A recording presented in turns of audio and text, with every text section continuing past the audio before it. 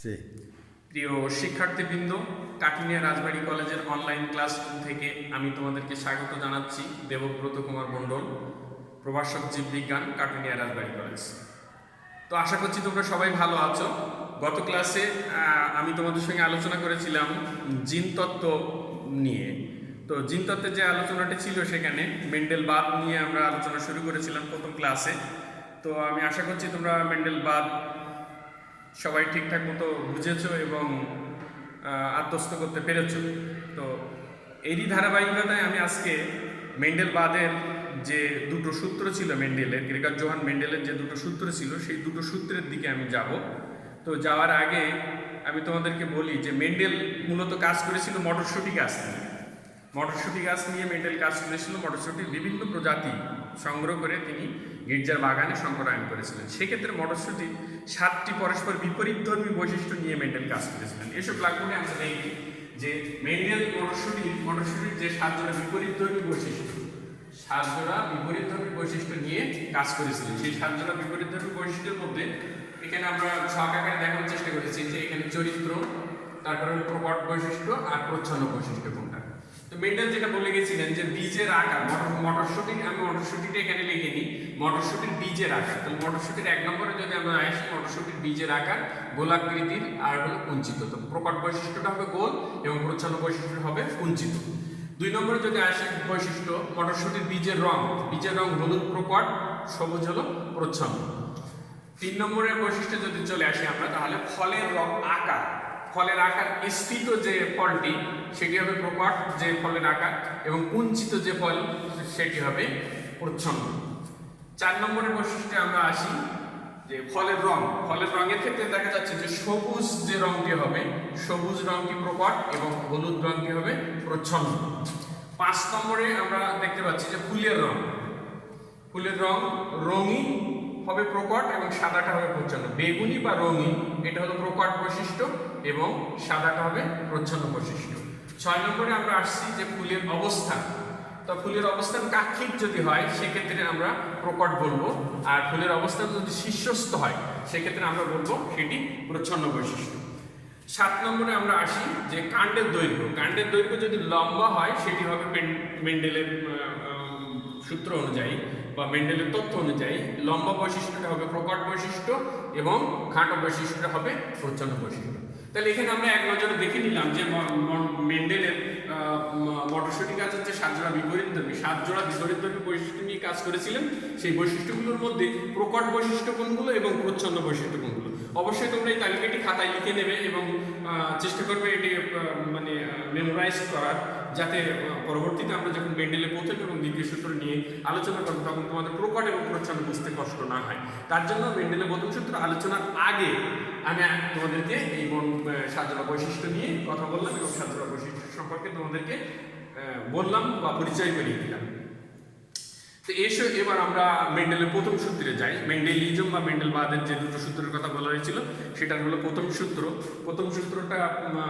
সূত্রটা নিয়ে আমরা আজকে আলোচনা করতে চাই।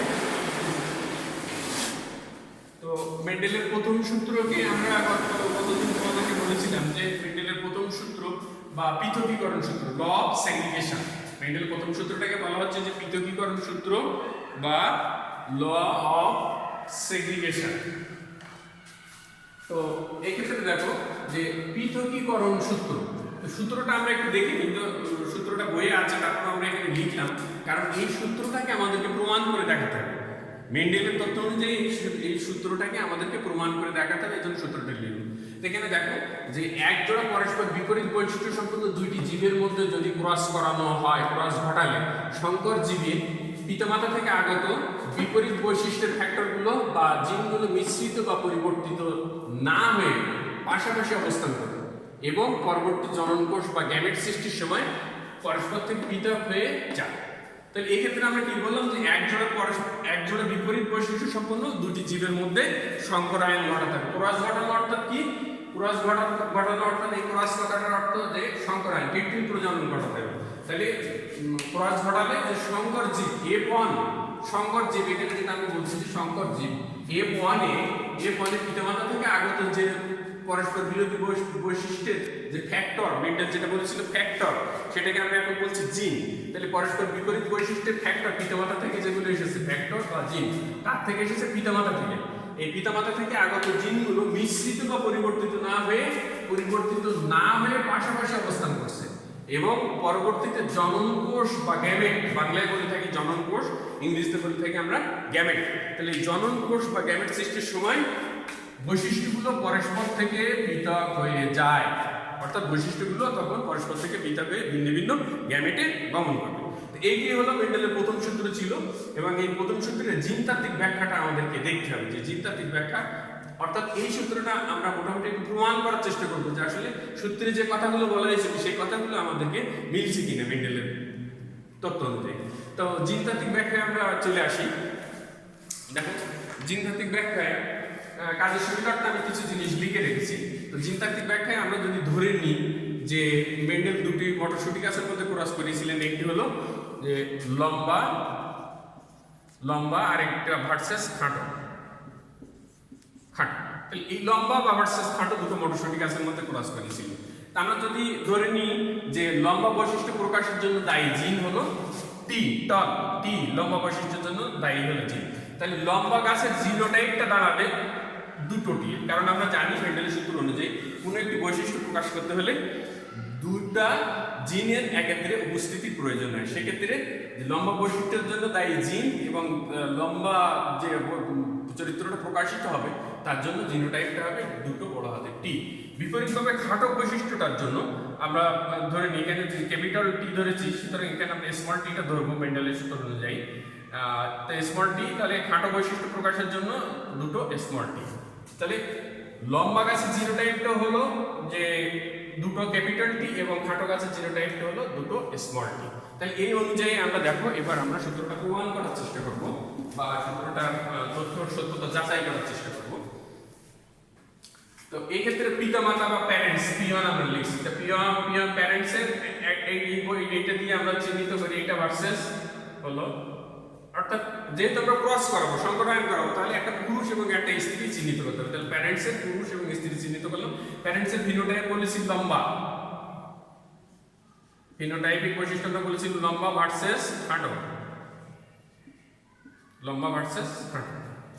আচ্ছা, তাহলে লম্বা গাছের জিনোটাইপ কি হবে একটু আগে আমি বললাম দুটো ক্যাপিটাল টি, আর খাটো গাছের জিনোটাইপ হবে দুটো স্মল টি। এরপরে গ্যামেট, তাহলে এখানে গ্যামেট এই একটা দুইটা, এই পাশের থেকে আমরা গ্যামেট ওরকম সেম দুটো গ্যামেট পাবো। এবার F1 first filial generation, first filial জেনারেশনে আমরা কি পাচ্ছি দেখো ক্রস করিয়ে। তাহলে এখান থেকে আসছে বড় হাতের টি, এখান থেকে নামছে ছোট হাতের টি, এই পাশেরটার থেকেও আমরা বড় হাতের টি আর হলো ছোট হাতের টি। তাহলে এই গ্যামেটের F1 জনু আমরা যেটা পাচ্ছি F1 জনুর জিনোটাইপ পেলাম একটা ক্যাপিটাল টি একটা স্মল টি। তাহলে এর ফিনোটাইপটা কি হবে? ফিনোটাইপটা হবে সংকর লম্বা, সংকর লম্বা, অথবা আমরা বলতে পারি মিশ্রিত লম্বা, সংকর লম্বা বা মিশ্রিত লম্বা। তাহলে আমরা F1 এ যে অপত্যগুলো পেলাম, যে সৌন্দর্য পদ্ধতি পেলাম, সেগুলোকে আমরা বলছি যে সংকর লম্বা। এইবার দুটো F1 এর মধ্যে আমরা আবার ক্রস করাবো, তাহলে সেক্ষেত্রে হবে কি F1 পিতামাতা, তার অর্থ এখানে P1 লিখেছিলাম, এখানে লিখেছি P2। তাহলে P2 এর ক্ষেত্রেও তেমনি করে আমরা স্ত্রী এবং ভার্সেস পুরুষ ভার্সেস স্ত্রী দিয়ে চিহ্নিত করলাম, যেহেতু ক্রস করাবো এই জন্য। এবার ফিনোটাইপ কি আসে? তাহলে এখানে ফিনোটাইপ আমরা লিখছি যে সংকর লম্বা ভার্সেস সংকর লম্বা। তাহলে ফিনোটাইপ হলো এই যে এখান থেকে আমরা ফিনোটাইপটা নিয়ে নিয়েছি, F1 এর ফিনোটাইপ সংকর লম্বা। তাহলে জিনোটাইপটা কি হবে এখানে দেখতে পাচ্ছ তোমরা অবশ্যই। জিনোটাইপটা হবে হলো বড় হাতের টি আর হলো ছোট টি ভার্সেস বড় হাতের টি আর হলো ছোট হাতের টি। এ পর্যন্ত নিশ্চয়ই তোমরা বুঝতে পেরেছো। তাহলে এই F1 এর যে ফিনোটাইপ এবং জিনোটাইপ আমরা পেয়ে গেলাম। এবার চলো আমরা F2 জনু, F1 এর যখন ক্রস করানো হচ্ছে তখন F2 জনু আমরা এখানে গ্যামেট, তাহলে গ্যামেট কি পাবো? এখান থেকে গ্যামেট পাচ্ছি আমরা একটা এখানে একটা পাচ্ছি ভার্সেস এটা গ্যামেট একটা, এটা আমরা গোল চিহ্ন দিয়ে নিতে পারি, অথবা কমা দিয়ে নিতে পারি, যার যেরকম ইচ্ছা, যতটা সুন্দর দেখায় সেরকম ভাবে করতে হবে। তাহলে এবার মানে F2 জনুর আমরা চেকার বোর্ডের সাহায্যে আমরা একটু দেখার চেষ্টা করি যে F2 জনুর চেকার বোর্ডে আমরা কি দেখতে পাই। তাহলে F2 জনুর চেকার বোর্ডে এই পাশে পুরুষ চিহ্নটা আমরা দিয়ে নিলাম, এই পাশে স্ত্রী চিহ্নটা দিয়ে নিলাম, আর এই পাশে গ্যামেটগুলো আমরা বসাচ্ছি। তাই এইখান থেকে আমরা গ্যামেট নিয়ে আসছি, বড় হাতের টি, ছোট হাতের টি, ক্যাপিটাল টি আর হলো স্মল টি। আর এই পাশের গ্যামেটগুলো আমরা এখানে বসাচ্ছি, বড় হাতের টি আর হলো স্মল টি। তাহলে দেখো এই টিটা এখান থেকে আমরা এখানে নামবে আর এর পাশে চলে যাবে। তেমনি ভাবে এই বাম পাশে থেকে এটা এখানে চলে আসবে আর উপর থেকে এটা নামবে। এখানে আমরা কি করছি, উপর থেকে ক্যাপিটালটা আগে দিচ্ছি, তারপরে স্মলটা দিচ্ছি। এখানে কি হচ্ছে, উপর থেকে নামাচ্ছি টি, আর এই বাম পাশ থেকে আমার এখান থেকে যাচ্ছে হলো টি। তাহলে আমরা চারটি সন্তান সন্ধি করলাম। F2 তে এসে আমরা 4 ধরনের সন্তান সন্ধি করলাম। তো এদের তো ফিনোটাইপ আমরা পেয়েছি, সবগুলোর ফিনোটাইপ পেয়েছি। এবার জিনোটাইপ গুলো দেখবো। তাহলে জিনোটাইপ এটা হলো যে বিশুদ্ধ লম্বা, আর হলো সংকর লম্বা। এটাও কি হবে, সংকর লম্বা। আর এটা হলো খাটো। তাহলে দেখো এখানে আমরা 4টে জিনোটাইপ পেয়ে গেলাম।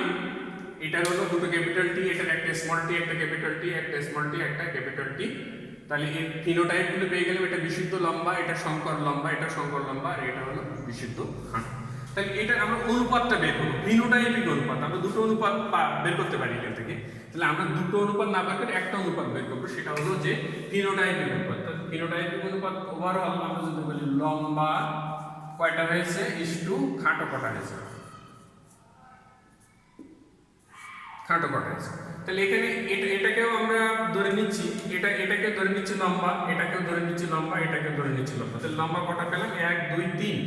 তাহলে এখানে আমরা লিখি ইকুয়াল টু 3টা ইসটু খাটো কটা পাচ্ছি, 1টা। তাহলে আমাদের অনুপাত কি দাঁড়ালো, ফিনোটাইপিক অনুপাত দাঁড়ালো আমাদের 3:1। ফিনোটাইপিক অনুপাত 3:1, অর্থাৎ 3টি সন্তান সন্ততি F2 তে আমরা পেয়েছি। এই F2 3টে সন্তান সন্ততির মধ্যে তিনটি লম্বা এবং একটি খাটো।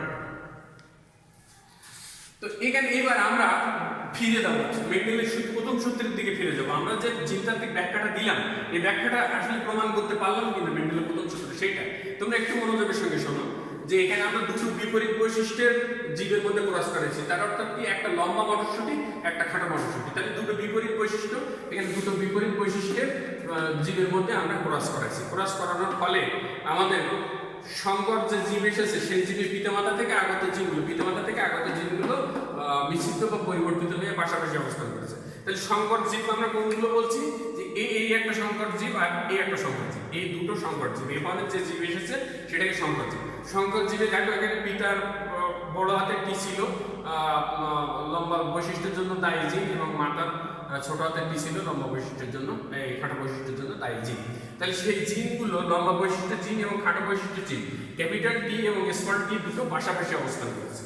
এবং যখন আমরা P2 মানে F2 জন্য দেখার চেষ্টা করেছি, তখন F2 জন্যতে এসে আমরা গ্যামেট পেয়েছি। দেখো গ্যামেট সৃষ্টির সময় এখানে যে জোড়ায় জোড়ায় ছিল বৈশিষ্ট্যগুলো, যে পিতামাতা থেকে আগত বড় লম্বা বৈশিষ্ট্য, খাটো বৈশিষ্ট্য জিনগুলো পাশাপাশি অবস্থান করেছিল। আমরা বলেছি পরিবর্তিত না হয়ে পাশাপাশি অবস্থান করে, এখানে পাশাপাশি অবস্থান করেছিল। কিন্তু ঠিক এখানে যখন আমরা গ্যামেট করতে গেছি, তখন দেখো এই টি আলাদা হয়ে গেছে, ছোট হাতের টিটাও আলাদা হয়ে গেছে, বড় হাতের টিটাও আলাদা হয়ে গেছে, ছোট হাতের টিটাও আলাদা হয়ে গেছে। তাহলে দেখা গেল আমাদের এই সূত্রের সঙ্গে আমাদের মিলে যাচ্ছে, পাশাপাশি অবস্থান করেছিল। পরবর্তীতে জনন কোষ সৃষ্টির সময় পৃথক পৃথক হয়ে ভিন্ন ভিন্ন গ্যামেটে গমন করেছে, এবং সেক্ষেত্রে ভিন্ন ভিন্ন গ্যামেটে গমন করেছে, সেটা এই মাতা পিতার যে বৈশিষ্ট্য ছিল পিওর লম্বা এবং পিওর খাটো, এই বৈশিষ্ট্য যে অক্ষুণ্ণ ছিল, এখানে মিশ্রিত বা পরিবর্তিত বা নষ্ট বা হারিয়ে যায়নি, সেইটা প্রমাণের জন্য আমরা এখানে দেখো, এখানে আমরা কি পেলাম, প্যারেন্টসের এই জায়গাটায়, আমি প্যারেন্টসের এই জায়গাটা বলি, প্যারেন্টসের লম্বা পিওর লম্বা বৈশিষ্ট্য, তাহলে পিওর লম্বা বৈশিষ্ট্য এখানে প্রকাশিত হয়েছে। আর প্যারেন্টসের পিওর খাটো বৈশিষ্ট্য, সেই বৈশিষ্ট্য কিন্তু আমরা এখানে প্রকাশ পেয়েছি। তাহলে এই প্যারেন্টসের যে খাটো এবং লম্বা বৈশিষ্ট্যের জিন ছিল, এই জিনগুলো কিন্তু হারিয়ে যায়নি, এখানে কিন্তু F2 তে এসে প্রকাশ পেয়েছে, আর মাঝামাঝি বৈশিষ্ট্যের দুটো জিন প্রকাশ পেয়েছে। তাহলে মেন্ডেলের প্রথম সূত্রটা আমরা প্রমাণ করতে পারলাম, কিন্তু তোমরা এবার দেখো যে একজোড়া বিপরীত বৈশিষ্ট্য সম্পন্ন দুইটি জীবের মধ্যে যদি সংকরায়ন করি, তাহলে সংকর জীবে বিপরীত বৈশিষ্ট্যের জিনগুলি পরিবর্তিত বা বিস্তৃত না হয়ে পাশাপাশি অবস্থান করবে এবং পরবর্তীতে জনন সৃষ্টির সময় সেগুলো পৃথক হয়ে যাবে। তাহলে এইটা আমরা প্রমাণ করে দেখাতে পেরেছি এবং আমাদের ফিনোটাইপিক অনুপাত হয়েছে লম্বা ইস্টু খাটো 3:1। তো আশা করছি প্রিয় শিক্ষার্থীবৃন্দ, আশা করছি যে তোমরা বুঝতে পেরেছো মেন্ডেলের এই প্রথম সূত্রটা, মেন্ডেলের প্রথম সূত্র তোমরা ঠিকঠাক বুঝতে পেরেছো এবং প্রমাণটা তোমরা আমি মানে যেভাবে দেখানোর চেষ্টা করেছি, এইটা ভিডিওটা যদি তোমরা দেখো বা ক্লাসটা তোমরা যদি দেখো মনোযোগ সহকারে খাতা কলম নিয়ে, অবশ্যই তোমরা বুঝতে পারবে। আমি এই প্রত্যাশা নিয়ে আগামী ক্লাসে তোমাদের মেন্ডেলের প্রথম সূত্রের যে ব্যতিক্রমগুলো আছে সেই ব্যতিক্রমগুলো নিয়ে আলোচনা করব। আর সর্বোপরি একটি কথা বলি যে করোনা মহামারী থেকে আমাদেরকে উত্তরণের পথ খুঁজতে হবে, যেহেতু আমাদের ভ্যাকসিন নিয়ে হাতে, আমাদের উপায় একমাত্র আছে যে আমাদের শাকসবজি ফলমূল এগুলো খেয়ে দেহের ইমিউনিটি বাড়াতে হবে। ইমিউনিটি বাড়ালে আমরা রোগ প্রতিরোধ ক্ষমতা বেড়ে যাবে, তাহলে আমরা করোনাকে জয় করতে পারবো। এবং আমরা বাইরে বেরোনোর সময় অবশ্যই মাস্ক নিয়ে বেরোবো এবং সামাজিক দূরত্ব বজায় রেখে চলার চেষ্টা করব। তাহলে আজকে এ পর্যন্তই, তোমাদের কাছ থেকে বিদায় নিচ্ছি। তোমরা সবাই ভালো থাকবে এবং পড়াশোনার মধ্যে থাকবে এই প্রত্যাশায়। সবাইকে ধন্যবাদ।